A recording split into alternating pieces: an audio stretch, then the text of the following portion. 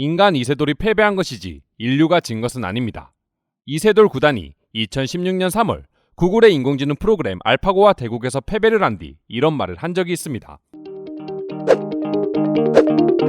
세계 최고라 평가받는 이세돌 구단도 수백 수천 개의 기보를 공부한 AI를 바둑으로 꺾을 수는 없던 것이었죠. 물론 전 세계에서 유일하게 불계승을 거둔 인간이지만 말입니다. 이처럼 AI는 산업 전반에 걸쳐 변화를 이끌어갈 중요한 기술임을 이제 모두가 인정하고 있습니다. 그리고 이러한 흐름에 맞춰 AI와는 거리가 멀어 보이는 법조계 역시 AI의 활용성에 대해 주목하고 있다 합니다. 일본의 한 법조계 교수는 아날로그적인 모습을 그대로 갖고 있는 일본의 법조계를 두고 일본 법조계는 세계에서 삼류 국가로 간주될 것이다라고 직설적인 비난을 멈추지 않았다고 하는데요. 지금부터 자세한 내용 알아보도록 하겠습니다. 거세지는 전염병 사태로 인해 법조 환경 역시 재판의 효율성을 높이는 방향으로 나아가고 있습니다. 원격을 통한 영상 재판은 늘어가고 종이 기반의 복잡한 재판 절차를 간소화한 전자소송도 더욱 증가하는 추세죠. 특히 전염병으로 인한 비대면 문화가 커져가자 오프라인 법률 서비스를 대체하기 위해 인공지능 기술을 활용한 일명 리걸테크 시대가 본격화되고 있습니다. 하지만 일본 법조계 교수가 주장한 것처럼 한국이 세계적인 흐름에 맞춰 나날이 발전하고 있는 것과 대비해 일본의 현실은 초라하기 그지없다고 합니다.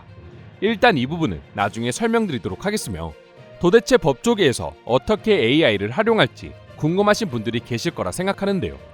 다양한 활용 방안이 있지만 그 기본은 알파고가 바둑을 두는 것과 비슷하다고 합니다. 마치 알파고가 수많은 바둑 기보를 공부하고 분석하듯이 지금까지 있었던 수많은 판례들 하나하나가 AI의 학습 자료로 활용돼 재판 전략 수립 및 승소 가능성 분석을 가능하게 만들어주는 것이죠. 여러분도 아시다시피 법조인들이 변호를 하거나 법을 집행할 때 제일 기본으로 보는 것이 판례라고 할 수 있습니다. 자신이 맡은 사건과 관련된 예전 판례들을 찾아보며 비교하고 분석해야 하지만 그만큼 승소 확률을 높일 수 있었습니다. 때문에 그 수많은 판례들을 일일이 찾아가며 막대한 시간을 쏟아야 했죠. 그런데 AI가 활용이 된다면 여기에 들어갔던 많은 시간을 감축시킬 수 있기에 법조계에서도 AI 시스템에 많은 관심을 두고 있는 것입니다. 물론 재판이라는 것은 주어진 자료만으로 정답을 찾는 것이 아니라 판례의 변경이나 변호 전략의 설정, 수사 법률 개정 등 인간만이 할 수 있는 기존의 틀을 깨는 고도의 추상적이고 창의적인 업무 등이 모두 포함되어 있습니다. 이러한 업무들은 AI가 하기는 어려울 것이기 때문에 추후 새로운 분야를 적극 개발하고 노력해야 할 여지가 많이 있는 건 사실이지만 저 정도만으로도 재판연구원, 로펌 직원 등 사람들이 하는 일을 많이 줄여주고 있기에 법조계에서 AI를 적극적으로 도입하고 있는 것이죠. 한국 법조계 역시 AI 활용 방안에 대해 많은 노력을 하고 있는데요. 이미 세계는 일명 리걸 AI 올림픽으로 불리는 국제법률 인공지능 컨퍼런스가 올해로 17회를 맞이하는 등 법률 AI 연구와 교류가 활발히 일어나고 있습니다. 한국 역시 이에 발맞춰 한국인공지능 법학회와 사법정책연구원을 통해 2019년도 국내 최초로 법률 인공지능에 관한 학술 대회 및 알파로 대회를 통해 법률 AI에 대한 관심과 저변을 확대하였고 장차 한국의 법률 인공지능에 관한 연구와 기술이 세계로 나아갈 수 있는 발판을 마련할 준비를 하기 시작했습니다. 게다가 법무부에서는 이미 2017년 첫 대화형 생활법률 지식 서비스인 법의를 오픈하기도 했습니다. 법의는 국민들이 일상생활에서 자주 맞닥뜨리는 주택 상가 임대차, 임금, 해고 등 세 개 분야에서 이용자가 질문을 하면 실시간으로 답변을 해주는 인공지능 서비스로 법의 스스로 이용자의 질문 의도를 파악해 변호사가 미리 만들어 놓은 문답 지식을 토대로 답변한다고 합니다. 물론 엄청 자세하게 답변을 하지 못하고 아직까진 그 활용도가 높다고 볼 순 없지만 그래도 여러 차례 개선 과정을 거쳐 약 4만 건에 달하는 생활법률 대화 지식과 8만여 건의 법률 정보 및 멀티미디어 컨텐츠를 구축했으며 지금까지도 끊임없는 개발에 집중하고 있다 합니다. 무엇보다도 개인이 아닌 국가기관에서도 AI 활용에 대해 생각하고 있다는 점이 중요한 것 같습니다. 사실 법조계뿐만 아니라 한국 사회 전역에서 이미 AI 활용도는 굉장하다고 볼 수 있습니다.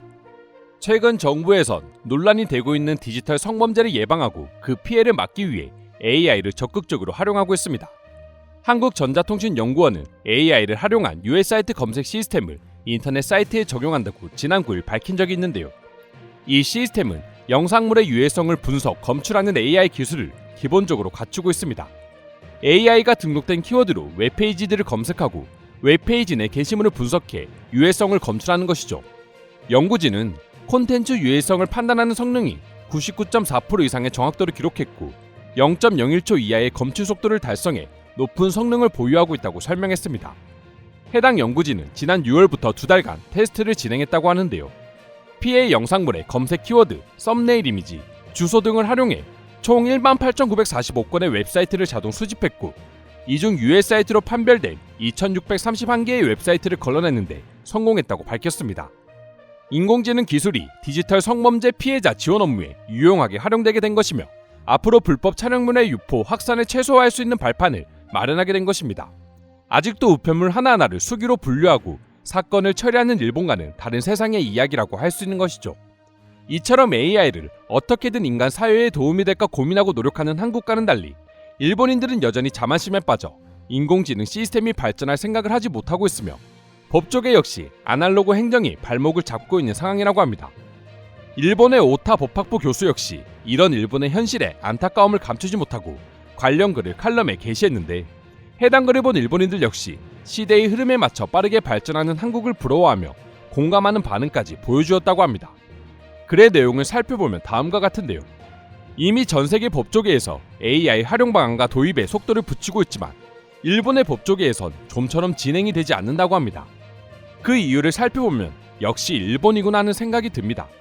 앞에서 말씀드렸다시피 AI를 활용하기 위해선 판례나 소송 기록 같은 학습 데이터가 필요합니다. 데이터가 많을수록 AI의 학습 능력은 상승할 수밖에 없는 것이고요. 그런데 일본에선 사실상 이러한 학습이 불가능하다고 볼 수밖에 없는데요. 일본 판례집에서 공표되어 있는 판결은 전체의 10%에도 못 미친다고 합니다. 소송 기록의 게재 역시 전혀 없으며, 당사자 이름과 사건 번호를 지정하면 재판 기록을 누구나 볼 수 있긴 하지만 원래 그 소송에 참여하지 않은 사람은 당사자 이름과 사건 번호를 알 수 없기 때문에 당사자나 이해관계에 있는 사람이 아니라면 사건 기록을 볼 수도 없고 복사 역시 허용하지 않는다고 합니다. 때문에 이런 일본의 아날로그적인 법조계 환경에선 AI가 학습할 수 있는 판례 자체가 없는 것이죠. 이에 해당 칼럼을 쓴 교수는 이미 법조계의 IT화는 미국뿐만 아니라 전 세계적으로 진행되고 있으며 한국조차 일본보다 훨씬 앞서고 있다고 모든 걸 인정하고야 말았습니다. 일본이 한국을 이기고 일본 법조계가 IT화 되기 위해서는 종이 문서와 팩스를 버리고 당장 이메일부터 쓸 줄 알아야 한다며 현재 일본의 아날로그 문화를 직설적으로 비판하며 글을 마쳤습니다. 해당 칼럼을 읽은 일본인들은 끝나지 않는 전염병 확산과 더불어 최근에 벌어진 디지털청 비리 등 일본 정부의 아날로그적이고 수직적인 체계로 생겨나고 있는 수많은 문제와 국력 쇠퇴를 이유로 자국에 대한 불신의 반응을 보여주기 시작했습니다. 일본인들의 반응을 보게 되면 전염병으로 인해 대다수의 국민이 깨달았듯이 일본은 전혀 합리적인 나라가 아니다. 고용이 위협받는 법조계는 AI 도입을 죽은 힘을 다해 막을 게 뻔하다. 지금 일본은 첨단 AI 시설에 투자할 비용 따위 없습니다. 게다가 인공지능 시스템 도입보다 인건비가 더 싸기 때문에 AI 활용은 절대 진행하지 않을 것입니다. 등의 반응을 보이며 한국과 비교되는 아날로그 일본 정부에 대한 비난을 퍼부었습니다. 물론 해당 글을 읽고 저런 암울한 상황에서도 일본의 현실을 부정하며 어이없는 발언을 하는 일본인들도 몇몇 있었는데요. 일부 일본 네티즌들은 저 교수는 돈을 못 벌어서 저런 글을 쓰고 있는 것인가? 그렇게 생각한다면 본인이 직접 AI 시스템을 만들어봐라. 넌 대학 교수잖아라는 막무가내 반응과 더불어 AI가 사람처럼 정상 참작 같은 걸 해줄 수 없잖아요? 라는 AI에 대해 생각조차 해본 적 없는 것 같은 반응 또한 보여주고 있는 걸 보면 단순히 일본 정부뿐만 아니라 일본인들의 4차 산업에 대한 무지 역시 지금 일본이 빠르게 발전하지 못하고 있는 이유 중 하나라고 확신시켜준 것 같습니다. 이처럼 한국은 더 나은 미래를 향해 여러 기술들을 활용하고 발전시키기 위해 노력하지만 일본은 여전히 아날로그에 빠져 일본인들 스스로 발전할 기회를 놓치고 있는 게 아닌가 싶습니다. 이상으로 일본과 한국의 AI 활용에 대해 알아보았습니다. 오늘도 끝까지 영상 시청해주셔서 감사드리며 여러분들의 구독과 좋아요는 영상 제작에 큰 힘이 됩니다. 이상 종크TV였습니다.